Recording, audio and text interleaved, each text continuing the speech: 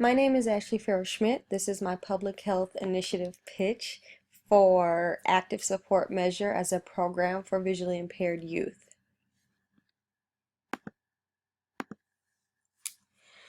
The most important aspect to take from this needs assessment is that there's definitely a lack of support system for visually impaired youth, and it has a negative impact on individuals who are visually impaired, which stunts their growth and development physically, mentally, and emotionally. This also drives further issues within the nation itself, making it a very important public health concern. By understanding the problem at hand for this sensitive population and determining interventions that can be effective for the support system around them as well as the patients, we can use this information to create new studies and continue to develop interventions that are going to benefit both. Currently, there's not a lot of research to back this up. And the problem is it's very hard to find measurable outcomes that will help to address the issue or the question. The basis of this project is to understand the public health impact of loss of support system for the visually impaired youth. Again, there's not enough information provided to the public on the importance of positive support systems, and part of that is lack of available research as evidence-based communication to provide to them. Within Wisconsin, there are a total of 103,991 visually impaired individuals. Females, 50,224. Males, 52,767. Under the age of 18, there are 9,337. Above 18 years of age, 94,654. To complete this project, I am going to partner with the Wisconsin School for Visually Impaired. This is a school within the state of Wisconsin. It's 1 out of 4 within the Midwest and 1 out of 49 total that are specifically for visually impaired. There's not enough funding to support families with visually impaired youth, and part of this is the problem. While these schools are available, that's only 8 hours a day, and that's only from an academic year of September to June. This does not provide enough for a child who is growing, and it does not provide enough for them to just learn at school. There needs to be adaptive behaviors that work for both the family and the child at home.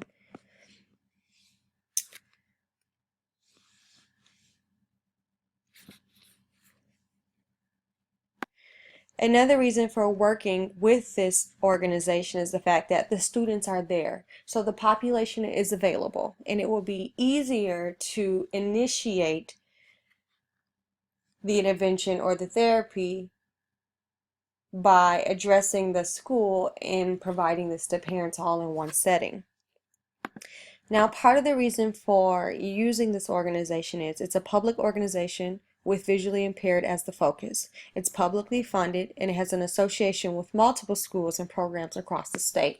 This will increase the availability of sample. Now, the weaknesses are funding availability. While it's there and the schools are funded, it's still not enough. Secondly, it's understaffed. Possible opportunities are association with multiple schools, programs across the state. Should this adaptive program work, it can be used and modeled in all of the environments that these children are presented to. There are also possible collaborations and extensions. Potential threats include public funding being decreased during the time, and programs tied to it are being cut by the current governor of the state. And again, another threat is understaffed.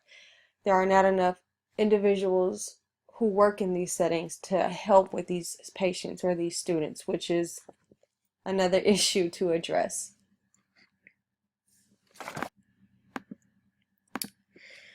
This design plan consists of 2 goals and multiple objectives. The first goal is the percentage of active behavior will increase for participants by 30% from baseline based on scores of active engagement measured at day 1 to the end of the study.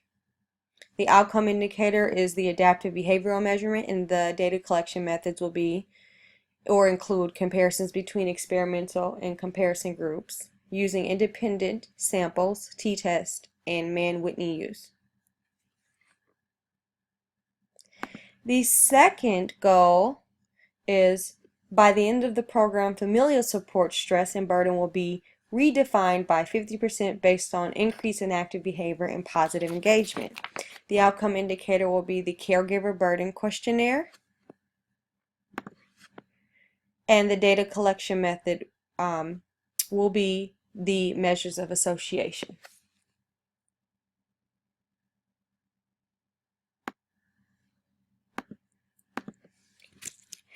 This project will comprise of 20 visually impaired participants. The goal is to increase overall support for visually impaired youth through engagement activities that will allow the visually impaired students to to achieve social cognitive function over the first 10 months of the project through the indicators and the outcome measures.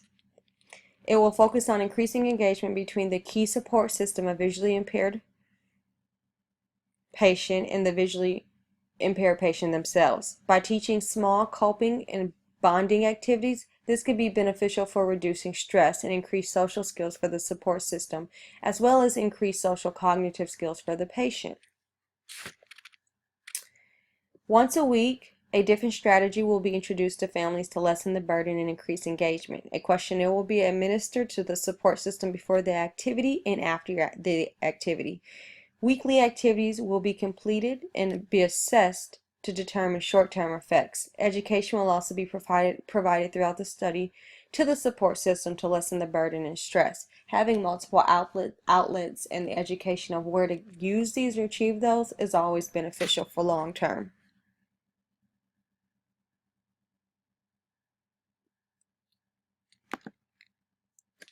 The implementation plan will include 3 measures. These include the active support measure, the ZIART burden assessment, and the caregiver burden interview. All of these have been proven or have been studied for validity and reliability. However, each of these, while having been assessed and proven to be useful, they have not specifically been studied in the population that I am looking at. However, the populations that they have been studied for are very similar. An interview will be conducted at the very beginning of the study to determine the visually impaired patient needs in the support system. A baseline assessment of stress levels will be collected for support systems at the beginning of the study and the end of the study. The baseline questionnaires and end of study will be used to assess long-term effects. The study will utilize various qualitative and quantitative measures. This is where the 3 measures fall in. The ZIART burden assessment will be used weekly to assess overall burden based on activities conducted each week. Only criterion and construct validity have been statistically shown for this assessment, along with internal consistency and test-retest reliability. The caregiver burden interview is a questionnaire that is based on a standard measurement of mean and focuses on minimally detectable change based on a plus or minus SDD of 2.8. This will be used weekly in conjunction with the active support measure. So while we're measuring the effect of the engagement, we're also going to measure the burden of the caregiver before and after of each weekly assessment. The active support measure will be a main component of this initiative. Each home will be visited in order to observe the way the guardian provides support to the visually impaired child. Observations will be made over a 1-hour period around mealtime because this seems likely to provide many opportunities for family to interact with the child. For each child, the nature and quality of familial support will be rated for the whole session using a 15-item rating scale, which is the active support measure. Each item is scored on a scale of 0, very poor performance, because no activities provided, through 1, weak and consistent performance, 2, mixed performance, to 3, good consistent performance, yielding a total of scores from 0 to 45. At the same time that the ratings of active support will be made, the engagement in meaningful activity of children in each home using a similar 4-point scale will be rated. As previously mentioned, we will use a various of quantitative and qualitative measures. Comparisons between experimental and comparison groups will be made using independent samples, t-test, or a Mann-Whitney U, and qualitative data will be transcribed and results provided from the familiar support perspective. These are my references. Thank you.